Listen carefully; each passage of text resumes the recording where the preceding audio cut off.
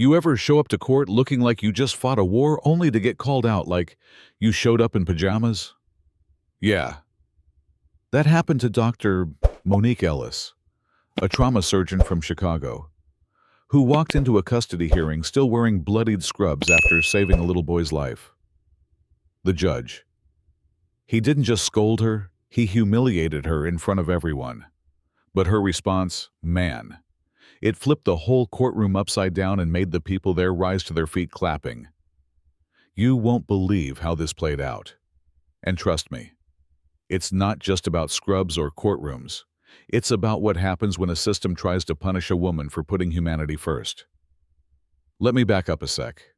Monique had planned this day down to the minute. Her daughter, 6-year-old Lila, was supposed to spend the day with Grandma while Monique fought to keep custody in court. Monique wasn't just any mom. She was a Harvard-trained surgeon, top of her class, one of the few black female trauma surgeons in the city, working long shifts, saving lives. Her soon-to-be ex-husband, David Harper, was a big shot in pharmaceutical exec circles, loaded and connected, and somehow, even after his cheating and lies, he was fighting for custody like a shark. Monique knew she had to show up perfect suit pressed, hair neat to prove she was stable, competent, everything the court would respect. But life had other plans. Just before 7 a.m., the hospital called a shooting happened at a local elementary school. Multiple kids were rushed in, including a 5-year-old named Jaden, critically wounded with chest trauma. Monique was the only pediatric trauma surgeon on call.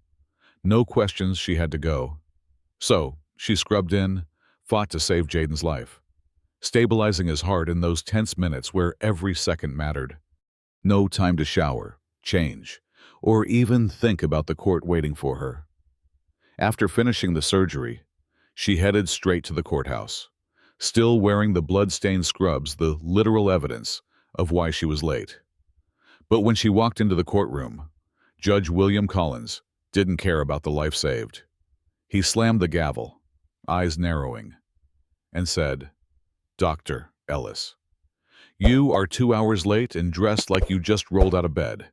This is a courtroom, not a hospital." The courtroom fell silent, and the insult hung heavy in the air. Monique stood tall, swallowing the lump in her throat, and calmly replied, "Your Honor, I was in surgery saving a 5-year-old boy's life.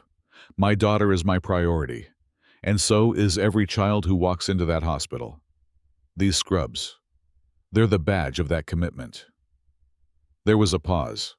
Then the courtroom erupted in applause. People were on their feet, cheering her courage and honesty. The judge banged his gavel harder, furious at losing control. But here's the twist right then. A courthouse clerk, a quiet man named Marcus, slipped her a note.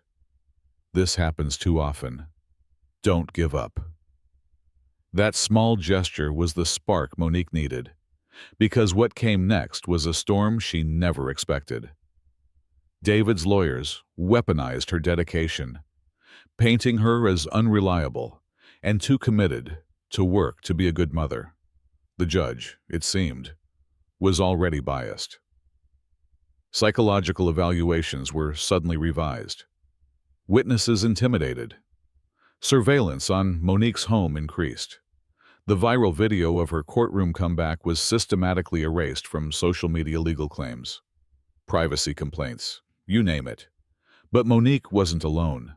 Civil rights groups, medical professionals, and whistleblowers stepped up, exposing a tangled web of judicial corruption and systemic racism deep in the city's family courts. They uncovered secret meetings, biased rulings, and an alliance between judges and attorneys to maintain the status quo. Months of legal battles followed. Monique lost custody temporarily, faced threats, but her resolve only hardened. She helped form a coalition to fight this injustice, documenting evidence, rallying public support, and demanding change. The Judicial Conduct Board eventually launched investigations. The court's dirty secrets began unraveling. And here's the final scene. Monique, back in her scrubs, Walking through the hospital corridors. Outside. Lila plays soccer, with Jaden and his parents watching nearby. A mother's fight had become more than just custody. It was about justice for every parent battling a broken system. Monique's words echo. I'd make the same choice again. Saving that child's life was worth every challenge. So, what do you think? Was Judge Collins right to expect proper courtroom attire? Or did Monique show us what real priorities look like and challenge a system rigged against her? Drop your thoughts. Below, justice isn't just black and white, and sometimes standing up means standing out. Don't forget to like, subscribe, and share if you believe real courage looks a little messy sometimes.